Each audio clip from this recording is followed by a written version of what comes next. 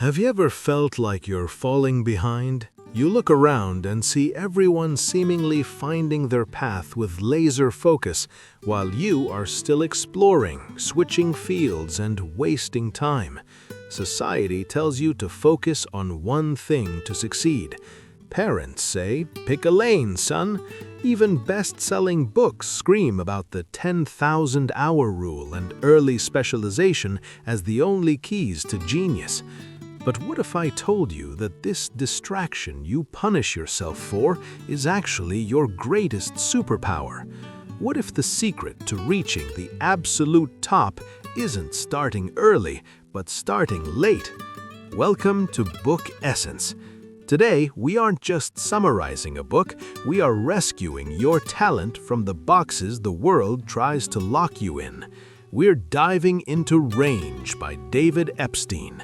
Before we rewrite your future, take a second to subscribe and hit the bell icon.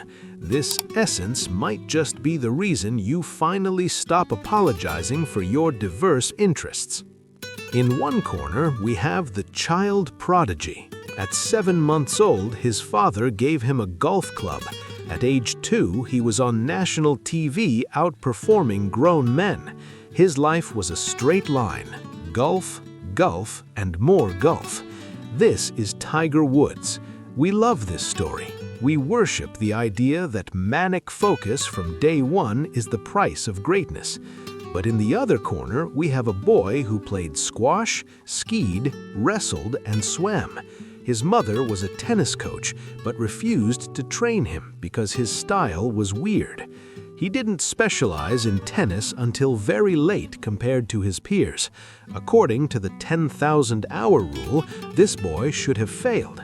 But that boy was Roger Federer, one of the greatest tennis legends in history. When researchers studied the world's top performers, they found that Tiger Woods is the rare exception. Federer's path, diverse experience, and late specialization is the actual rule for greatness in almost every field. Why do generalists win? It's because the world is divided into two types of environments. Kind environments, like chess or golf, have clear, stable rules.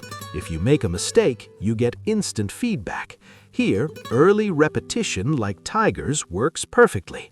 But real life, business, medicine, relationships, is a wicked environment. The rules are unclear, feedback is delayed or non-existent, and things change without warning. In a wicked world, the hyper-specialist is like a man with only a hammer. Every problem looks like a nail. But the generalist, they have a full toolbox. They can borrow an idea from music to solve a coding problem, or use psychology to understand the stock market. In our complex world, narrow expertise can actually be a blindfold. We've been programmed to learn the wrong way. We want learning to feel fast and easy, but Range introduces a concept called desirable difficulties. Studies show that students who learn through blocked practice, focusing on one topic until they get it right, feel smart in the moment, but forget everything a week later. On the other hand, students who use interleaving, mixing up different topics and struggling to solve them, feel frustrated and stupid.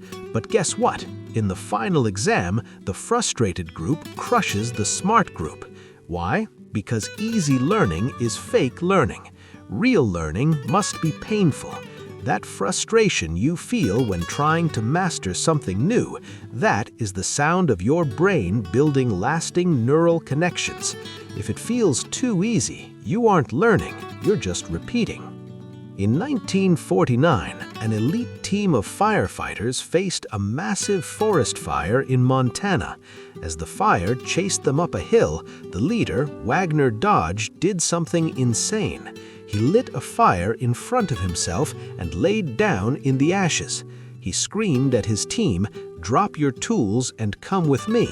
They ignored him. They couldn't imagine themselves without their heavy axes and saws, their identity as specialists. They kept running, weighed down by their equipment, and 13 of them died.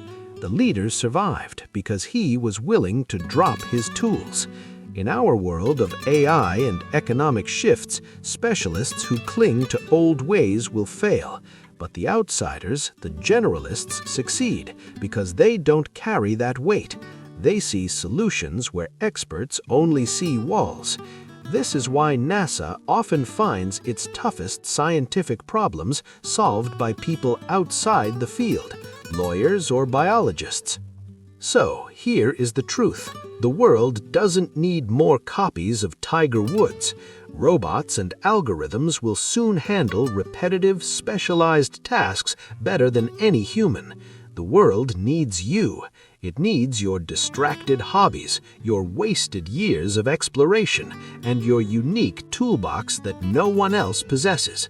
Those years weren't lost. They were building a bridge. Don't be ashamed of starting late. Don't be afraid to pivot.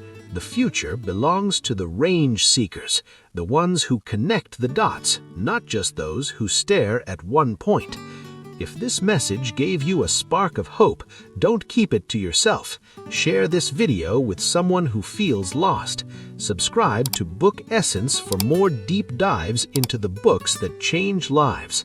I am your favorite book summarizer, and this was our journey into range. See you in the next Essence.